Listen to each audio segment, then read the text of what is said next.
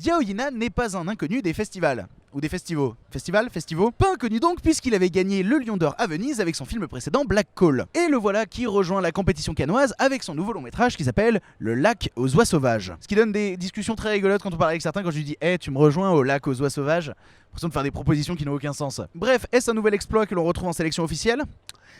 Je suis un peu en demi-teinte. Générique. Je vais essayer de vous résumer ça en express. Le Lac aux oies sauvages nous raconte l'histoire d'un chef de gang et d'une prostituée qui ont tous les deux envie de se libérer de leurs conditions parce qu'ils se sentent un petit peu enfermés là-dedans. Leur destin va finir par se croiser quand malgré eux, ils se retrouvent dans une chasse à l'homme qu'ils n'ont absolument pas demandé, et ils vont devoir se battre pour ne pas mourir et réussir leur objectif de libération de leurs conditions. Bon, déjà retenez une chose, le film est splendide. Le film est magnifique. Voilà, si vous retenez juste ça, c'est déjà bien.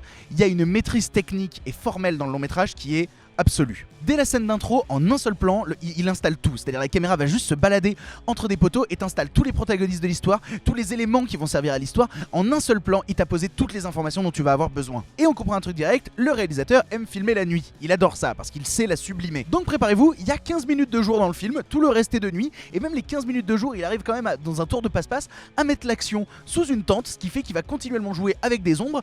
Parce qu'en fait c'est ça, lui il veut jouer avec des ombres, il veut jouer avec de la noirceur et jouer avec la lumière naturelle du soleil, ça ne l'intéresse pas. Et il le fait magnifiquement bien parce que chaque scène va renouveler constamment sa lumière. Un coup on va être allumé seulement avec une seule ampoule, l'ampoule se pète, merde, maintenant toute la scène est éclairée au briquet, putain le briquet a plus de gaz, et bah qu'est-ce qu'on fait? Bah on va se mettre à la fenêtre, et donc on a la lumière rouge des néons qui nous bavent dessus. Il multiplie les possibilités d'éclairage de cette nuit qui enferme les personnages du récit.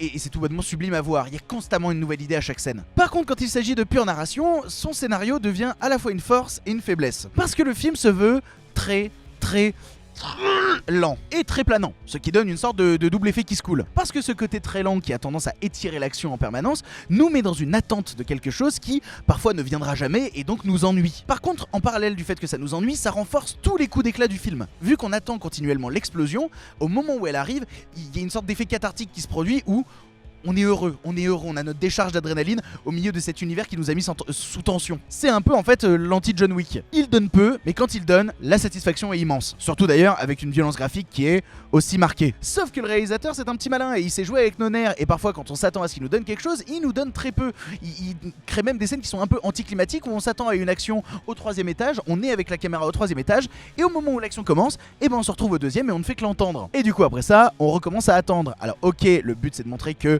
le chemin est plus important que la finalité. Le problème c'est que le chemin par instant provoque un peu d'ennui. Parce que ça devient redondant cette forme à la longue. À chaque fois on sait que explosion, attendre, explosion, attendre, explosion.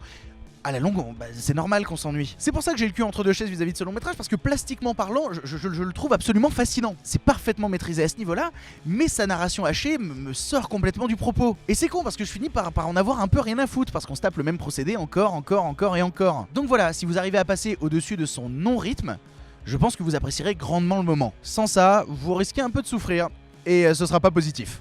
Voilà, on peut dire ça. Sur ce... on continue à voir des films en sélection officielle, en quinzaine. On va pas aller voir de films en semaine de la critique parce que on n'a pas le temps, on est désolé. Mais on a encore plein de films à vous parler, d'ailleurs on va en tourner encore un autre. Allez, tournons-en encore un autre. Vous venez pour la prochaine vidéo? On vous attend, on vous attend. Générique.